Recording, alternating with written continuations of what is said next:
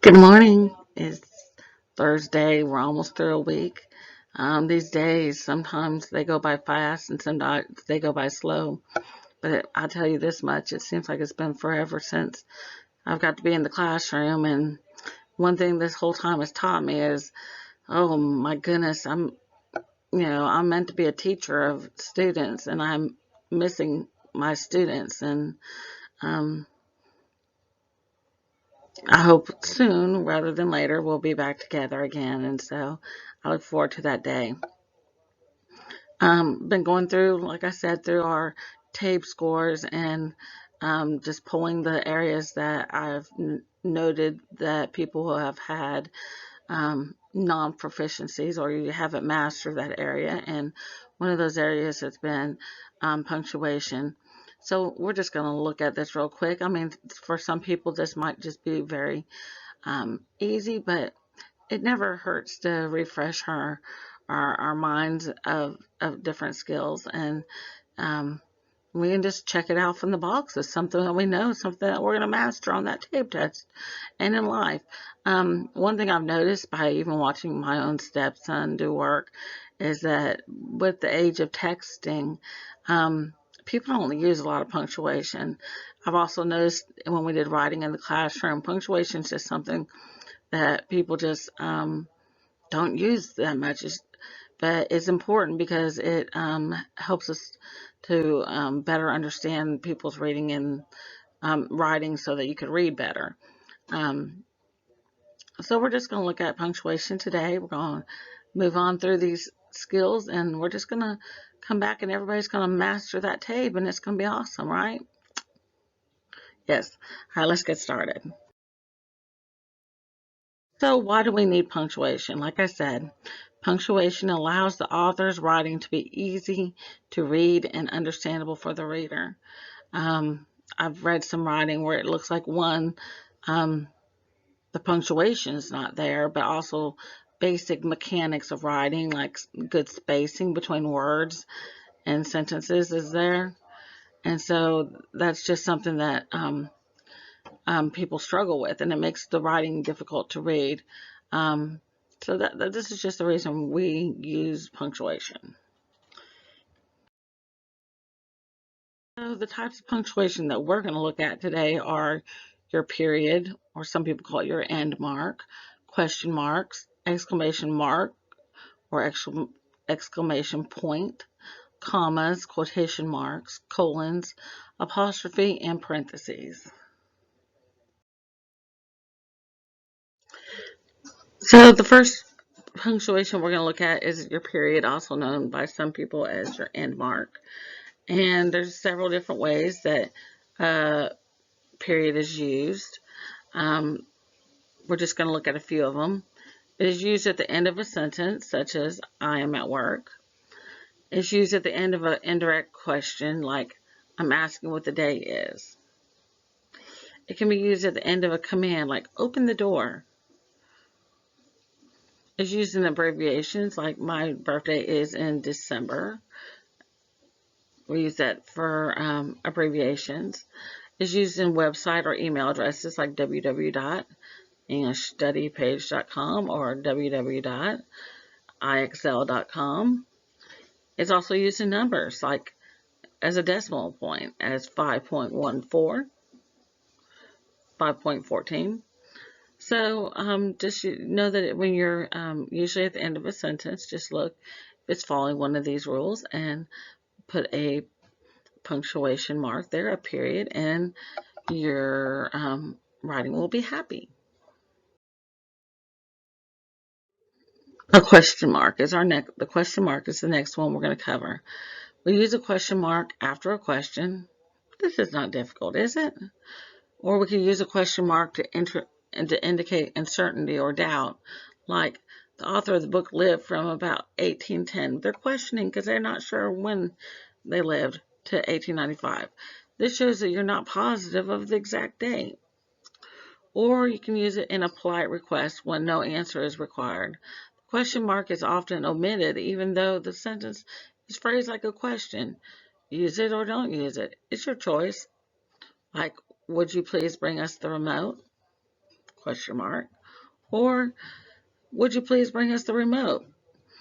We saw that when we were just talking about periods a minute ago, that sometimes when you're having a command or something that it is allowable.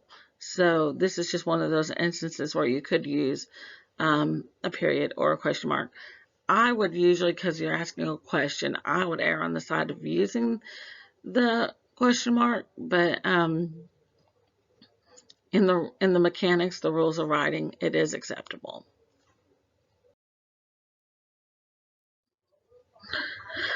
We're going to look at the commas now. Now, commas are one of the most common and most frequently used punctuation marks. Also, it's one of the most misused punctuation marks. When I was in college, I had a professor. She wanted commas everywhere, everywhere. And sometimes I just didn't think that they were where they were supposed to be. And some people just use them very freely, and there's different views on how and when to use commas now. But these are the basics. So first of all, the comma will put a pause in your sentence. If you had finished eating your lunch, we could play outside. We're just having a little pause there. It also, a comma separates a list of items. I like to play with Jan, Jill, Joe, and Brad. And basically that comma is like working kind of like an and. You know, if we would have just written the comma out as and, it would say I like to play with Jan and Jill and Joe and Brad. But we just don't talk like that. We just put it in there. I like to play with Jan, Jill, Joe, and Brad. We also use them in quotations at the beginning or the end. Joe said, comma, are you coming to the movie later? Come to the movies, comma, said Joe. So, a lot of times it's just used in after quotations. I think that's one of the areas where it's kind of misused a lot. But that's when you do use it. The comma allows you to combine two ideas into a single sentence. And it uses these big words, subordinate, independent clauses. It says, while I finished my homework, my friend played the piano. So it's just combining two different ideas into just a single sentence. We can use a comma after an introductory word or phrase. So, well, you finally finished your homework? Or another rule is use a comma to show the relation between a word and a noun phrase that follows. My teacher, Mr. Clark, is a great singer. Miss Thurston is not a great singer. I will not let you find that out, because I'm not going to sing for you. But those are just the basic rules of commas, and there's a lot of more different what some people believe, such as in that list up above where it says a comma separates a list of items, whether or not there should have been a comma after Joe. There's a lot of controversy with these things, but let's just stick to the basics, because the basics will be enough to get us by for what we need, at least for as far as where the tape comes from. So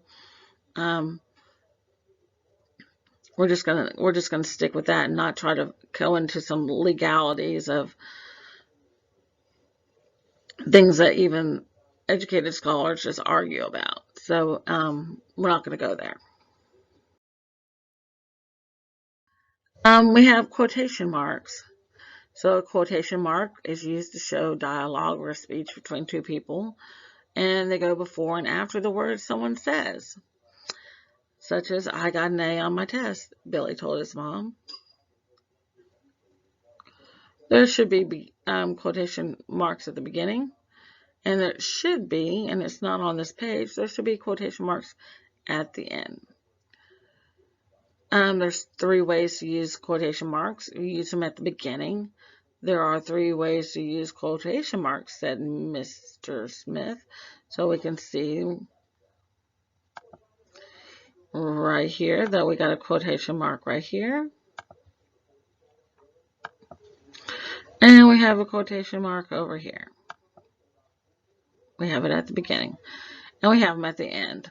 Mr. Smith said there are 3 ways to use quotation marks. So we have our quotation mark here. And we have a quotation mark here. The third option is in the middle. There are 3 ways to use quotation marks. So we have one here. And right here, but he continues. But Mr. Smith said, but if you practice, you'll figure it out. And realistically, this is a pre-made slide, obviously, not mine. There should be some quotation marks right here. So we're just going to fix that for them. We'll just know that there would be one there. So remember, always capitalize the first letter of the quote. And a comma is used to separate the dialogue and the speaker. I don't know why that did that. We're going to erase that little red line because it's just not supposed to be there. And a question mark or an exclamation mark can take the place of a comma inside of a quote. So if you have, if you're going to say, did you use your quotation mark? You could have, instead of having the comma right here, you could have put your question mark and then your quotation marks.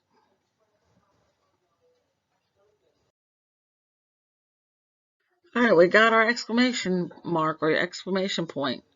They're used to express strong feelings or emotions such as shock or surprise or anger or a raised voice. They're used to give commands. They're used after interjections or exclamations, and they're used in informal writing. You don't see a lot of formal writing, but when you guys come into the classroom in the day and you say, Miss Truelove, you're too much. That should be exclamation point. Or if I say, I'm going to give you a sanction, I'm going to put an exclamation point there. So just know other different ways that we would use an exclamation point. We have a colon, those little dots right there. When do we use a colon? Well, a colon is stronger than a comma, or a semicolon. A colon should not be confused with a semicolon. A semicolon, if we were to write a semicolon, if we're confused, a semicolon would be the one that kind of goes like that. And then a colon is just a dot. A colon separates a sentence with 2 independent clauses, whereby the second clause provides additional meaning to the first. Swimming is something my whole family loves. And then we're going to pause. We're all very good swimmers. Or, I have everything I need to go swimming. Now I'm just waiting on my instructor to take me. They could be, in both of these sentences, that we could have stopped right there in the middle and right here and right here. And they could act independently. They could be, swimming is something my whole family loves. We could have put a period there. Or, we are all very good swimmers. Those are both independent clauses on their own and could stand alone. But oftentimes people use the colon to join them in their writing. We use a colon in time expressions, like it's our favorite time of the day. What time is that? 10:45, which is lunchtime. And our second favorite time of the day is 3:30 when we get out of there, right? So those are your guys' favorite times. They're also used in ratios like 4:1. We also use a colon at the beginning of a list or a title or quotation. Dennis only has one friend, Doug. Or we could say Dennis has 3 friends, Doug, Frank, and Bill. Or there are 4 seasons, summer, fall, winter, spring. She referred to Gandhi's quote, the future depends on what we do in the present. You could do, there are 4 colors, red, blue, yellow, and green. It's just, it begins a list. And it's also used before a quotation as well. We also use them after salutations or in business letters, like Dear Mr. Jones, or to, or subject. You'll see them there. So those are just ways that you would use the colon. For the purposes of our lessons, we are not asked to go into semicolons, so we're not going to go there. We're just going to take what we need and move on, right? Yeah. So then we have apostrophes. Apostrophes, it looks like a colon, but it's up in the air. We use them in contractions, which link 2 words, like do not becomes don't. There is theirs, and could have is could have. I could have, I've. It is its. Should have is should have. And there's a list of, can't, don't, won't. All those have apostrophes in the word. We also can use them to show possession. The girl's coat, the baby's bottle, or a hen's egg. Plural nouns not ending in S, like women's toilets, children's coats, or men's shoes. Remember, apostrophes aren't for plurals. We can use it to show possession in plural nouns or names ending in S, like Mr. Evans's car. Because his name is Mr. Evans, so we would have to put the apostrophe after the S to show possession. The girls' toilet, the boys' team, and Mr. James's, I don't know what it says under there, James's class. My little dialogue box is covering that right this moment, but my little guy friend over here, James, over there homeschooling right now, his name ends in an S. If I wanted to show possession, I would put the apostrophe at the end of his name. Because if not, it would be James. His name is not James, it's James. So if your name is Chris, you would put the apostrophe after the S, or Chris's. All right, then we have some parentheses. It's the most commonly used bracket in the English language. We also have some brackets that, such as that look kind of like that.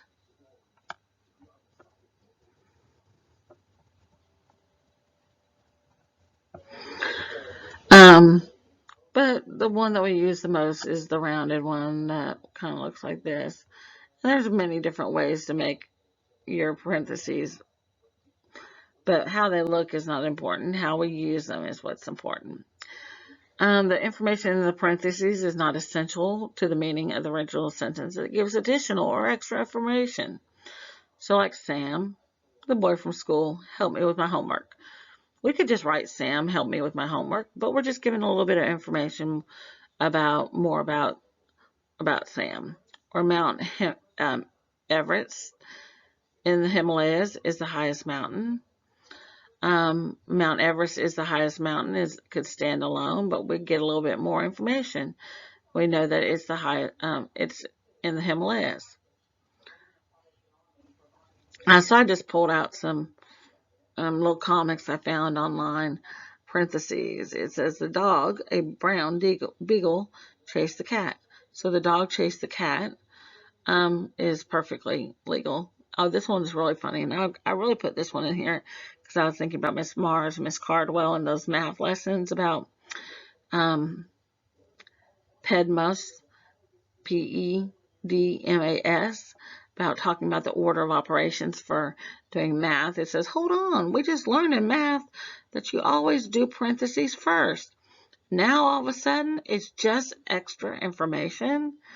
Yeah, only somebody who understands math, that you always do what's in the parentheses first, would really understand that. But that is a way that we use parentheses. We also use it in math, and we use brackets also in math. So so our punctuation serves more purposes than just in our day-to-day writings. And then we have over here, looks like these people over here are over here on a date. It says, I will get a steak, cooked medium rare, I think. And the girl says, what was that? She said, oh, that was just my parentheses. And she's like, say what? And she says, oh, he said it's in the info in the middle of a sentence. That really isn't necessary. And then she says, I think you're unnecessary. So I don't think they're going out on a second date. You know, because I would just say way I would say it is, I'll get a steak that's medium rare, but I don't want my medium rare. I want my medium well. And I know that's not, some people say it's got to moo for it to be good, but not in my world. I want mine cooked. Moving on. We're at the end of this thing. And the important thing to know is I miss y'all. I miss you. We love you. We hope to see you soon. Spend some time today. Go to the Google Classroom. Visit YouTube. Watch some of the other videos that we've put online. Visit IXL. I'll be posting a lesson today on there. That's IXL.com. Your username is your first name followed by the number 1 at Job Corps. So mine would be Kathy1 at Job Corps. And your username will be Joyful1. If you need some extra explanation, if you're having an area that you're struggling with, or if you just need to have someone to just have an ear to talk to, feel free to email me at truelove.catherine@jobcorps.org or reading1gjcc@gmail, or you can just find me, pop me a little message over there on Gadsden Bulldogs Facebook page, or reach out to someone else that you might have information for, and they'll get you in touch with me, because I would love, if you need something, to be there for you during this time. As I said, I miss you, love you. I'm going to get this day going and work on some more lessons, and hopefully very soon I'll be back to actually teaching you guys in person. Miss y'all. See you soon. Bye.